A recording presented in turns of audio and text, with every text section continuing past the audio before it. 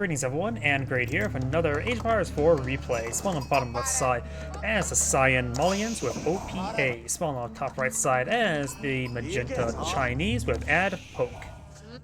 Let's see, Malians versus Chinese. Malians have access to a lot of free resource generation versus the Imperial Official, which will improve drop-off as well as collect taxes. Let's see. There's a lot of gold mines here. You can use those 3 for his mining pits, so you can get those nice and safe. Looks like Magenta grabbed a lot of those sheep there. Going to lead them to victory, right? And not to their doom. We got the Monster Quarry now going on the field. Got this pit mine here as well. And we've got the Imperial Academy now going on up. So both players are going to age up.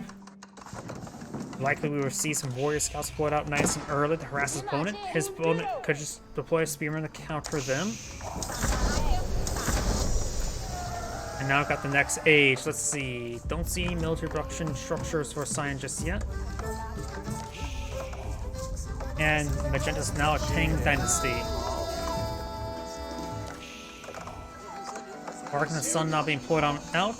Trying to protect his flank. That is that a scout or warrior scout? Just a regular scout, does not get the warrior scout research just yet. I hear cows. You now have some cows being put on the field. He did not deploy them next to the mill, next to the berries, to collect those up as well.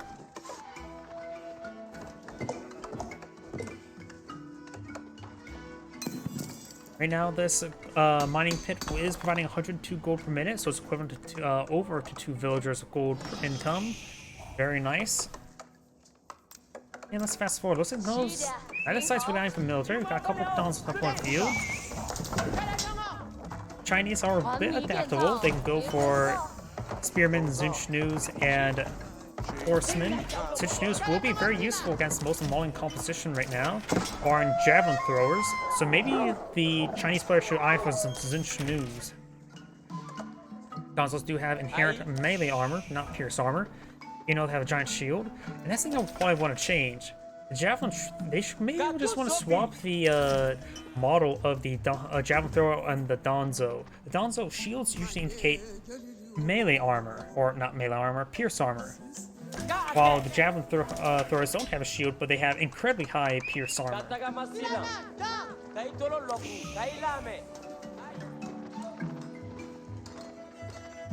You have some Zinchnews not being pulled on the field. Got 3 and 2. More Zinchnews on the build queue now. Looks like it's going to eye for a 2-to-1 ratio of Zinchnews to spearmen. Very nice. Got archers here, which of course do bonus damage versus spearmen. Zinchnews, they don't do bonus damage, but just have high damage. So you do counter Zinchnews by getting your own pierce armor. You can greatly improve your Zinchnews by getting pierce damage, which will counter out each other. Of course, the Malian player can deploy out some, what's it called, sofas, which do have 2 inherent pierce armor to engage those units. Also got some cattle farms going up, very nice. He's going to invest in cows on the cattle farms. Each one does provide additional 28 food per minute. I'm pretty sure that does get improved by the food research tax, if I remember what the patch notes said. And it looks like he's eyeing for stone income right now with the Monster Quarry. He's eyeing something there. Maybe just trying to get stone for... maybe saving up for a castle keep. Maybe. Hard for me to say.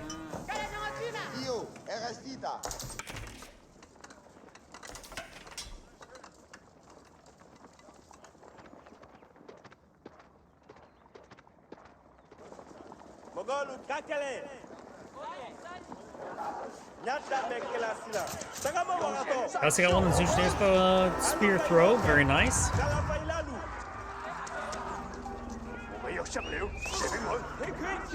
Gets some great damage there. Turns around, gets a good burst onto those Donzo. We do not have pierce armor being researched, nor pierce damage being researched. Looks like Magenta's eyeing for a couple more Zinchnews. Does get a nice spear throw there. Get some good damage on those Donzos, ripping them apart. Spearman trying to hold the front line for the Zinchnews. And it looks like Pink Spearman has gone down. He may just want to get more Spearmen out. And he is does deploy a mining pit right there. I personally would put the mining pit in the safer regions in the back, and then just have a regular mining camp here, just collect all the gold. Keep the mining pits nice and safe. Though if he attacks in this region, it can help stall his opponent. Right now, it's providing a staggering 140 gold per minute, which is each villager base gold collection rate is 45 per minute, so that is slightly over 3 villagers' gold income without economic tax, which is a significant amount. And the thing is, the mining pit's what? Mining pit's only 150, so you're basically getting 3 villagers worth of wood value converted to food in gold income. And you could say like, oh, but you have to build houses around it. You're gonna build houses anyway, just there's no real added cost by building houses around them because houses are houses. You're gonna build them no matter what. So might as well build them in an advantageous spot like that.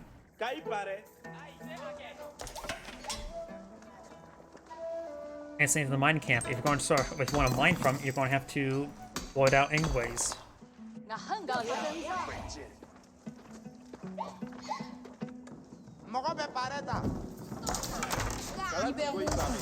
Monster Core has now been selected back on gold. I see a lot of stone consumed. He did that for town centers. Town centers, of course, are 350 stone. I always forget how much stone they are because since I play Mongols, you have to pay the inflated 900 wood for your extra town centers.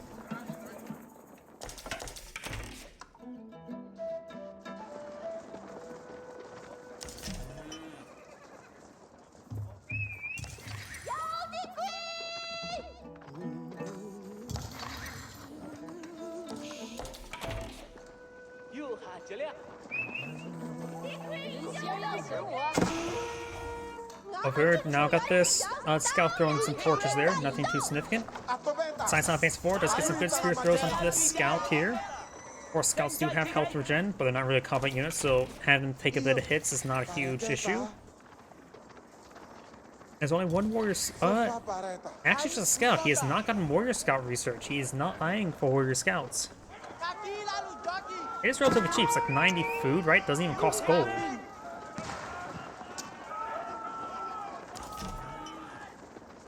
Here are more cows. He has a good number of these cattle farms. So based on the position there, he's likely going to go for the something great corral, I think, as a age 3 landmark.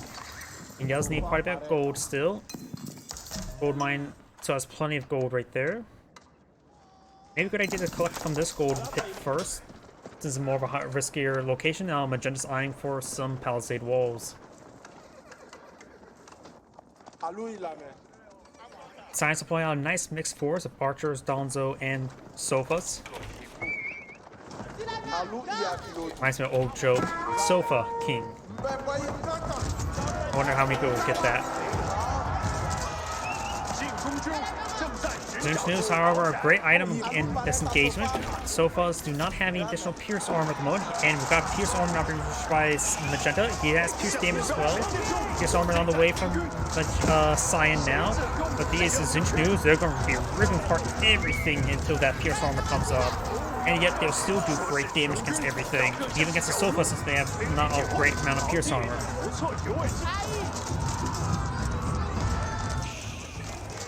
Though archers do have inherent higher range than crossbows. They have 5 tile range as opposed to Zinch News 4.5. So archers will get the first shot.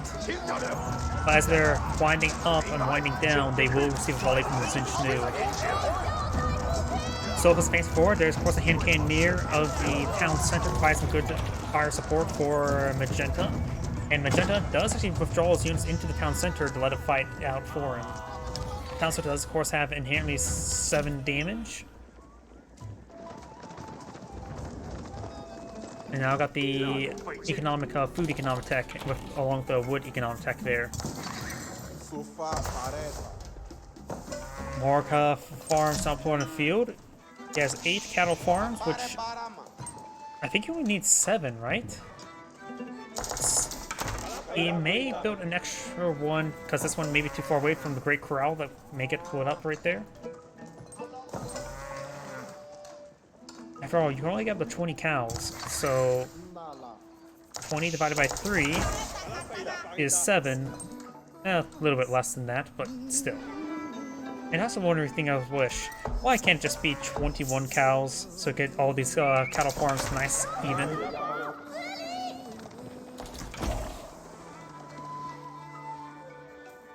But now we do got maximum food generation for the Malian. Unless he goes for the corral, and I have a feeling he is going to go for the corral. And with 3 mining pits fully set on up, that's going to be a lot of extra gold generation. Or this one's not set up, just being set up, ready for the next age.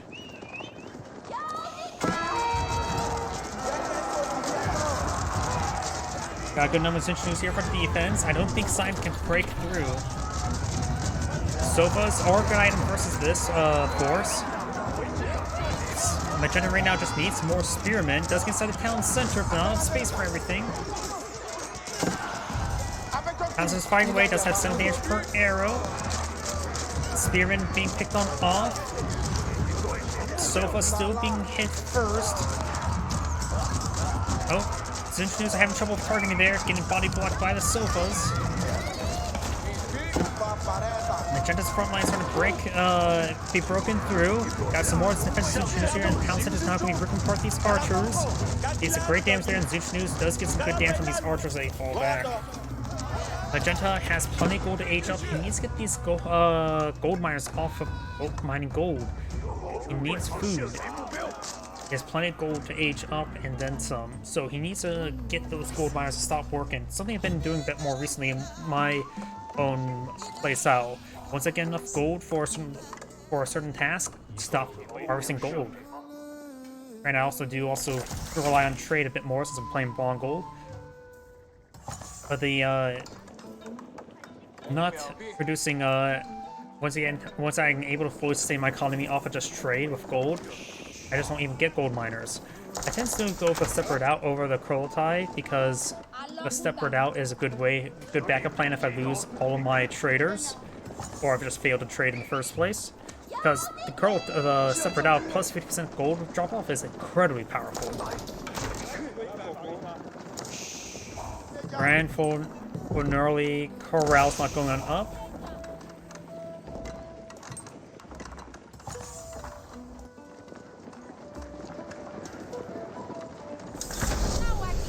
And now all these cows are providing some additional food. With this, nearby cow provides plus 20 food per minute. Doesn't show any natural indication here. It's the plus 4s that does that. The plus 24 is its natural spikes. I thought they provide plus 28. It says 28, but it said plus 24 early on. Maybe I'm mistaken. Do not got poison arrow being researched, as well as some other research, such as import armor, increase the armor of Sofa by plus 2.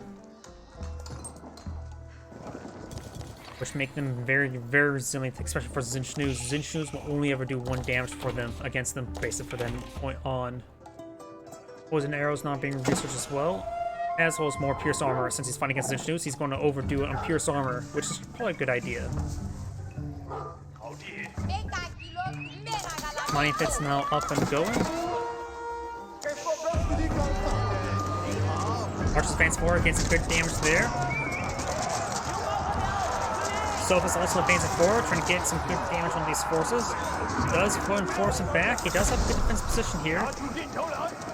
But overall, he needs something to break through those archers. Mangonels. He needs mangonels.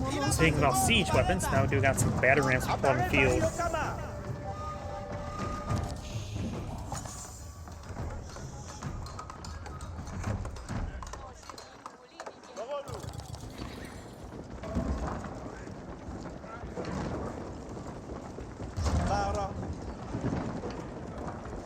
Zinchnews actually doing reasonably well versus high pierce armor units or high pierce armor structures and battering rams and all that, because look how quickly that's going down to all those Zinchnews crossbows. He's more spearmen, he's starting to break through.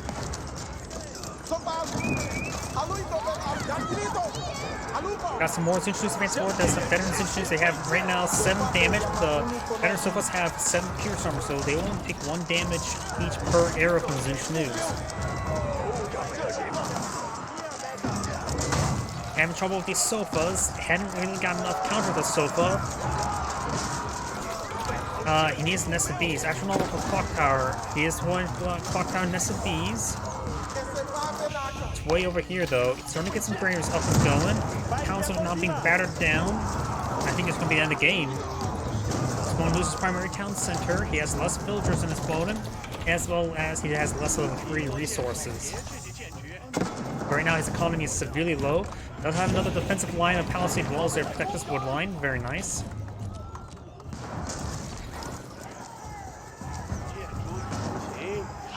And now I got the clock tower and SB, a very powerful asset versus these veteran archers. Assume every single arrow hits for maximum damage, they can actually one-shot these archers. He has also a line of a lot of extra walls there, so he has good siege works for protection. Essentially, this now trying to engage these archers, get some great damage all across the front line, or the sideline. And those archers inside the town center, not villagers, so losing them is a bit of a problem, but not a massive problem. Get some damage on the Sofas. And trying to break on through, trying to get to the wood line. Needs more clock tower SPs. The guy's another clock tower SPs on the field queue. Or actually already on the field. Doesn't manage to get this one back out. Game moving forward. Gets great damage on these veteran archers. Very nice. Zinchus push on forward, get some good hits there. I those he's overkilling a bit too much. That's final volley there. Remember, the longer bursts of the clock down SPs allows them to track moving targets better. Clock down SPs not getting overran, and losing these is probably going to be game. He has pallet scars being put on field. That's a good item. They do have less. Maybe not. They do have less pierce armor and melee armor than other man-at-arms, but of course they move pretty quickly. Needs crossbows against the veteran Sofa. They're heavy units. Right now, it's these Sofas causing most of the issues for him. He has another clock tower and SMBs on the field. Going for another line of siege works there. Does have Spearman here. Gets a great volley there into those Sofas, but the Spearman getting overwhelmed. Palace Guard turning forward. Villagers turning forward as well. Takes out some of the Sofas there. Saves those villagers that were going to pull in the front line. A lot of infrastructure here starting to go on down. The Chinese player has plenty of population space at the moment, probably because he has a much smaller army. He is not rebuilding more lumber camps there, and he actually finds a hole there to skip on out there, which actually is going to be very useful. Right now, concealment's better than cover, because he has no cover. There's only one clock tower SMBs on the field, going for another one. Doesn't get produced any faster than Red Arrow Siege Workshop, just have more health. And here comes a great volley from the SMBs, getting some great AoE damage onto these veterans. But this extra town center has less health than the primary town center. Let's get some great damage there.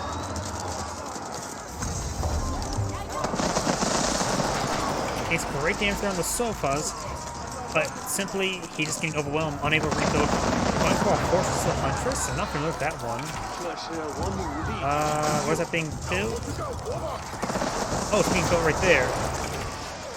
Axel Keep. Engineers the landmark enters stealth for 30 seconds.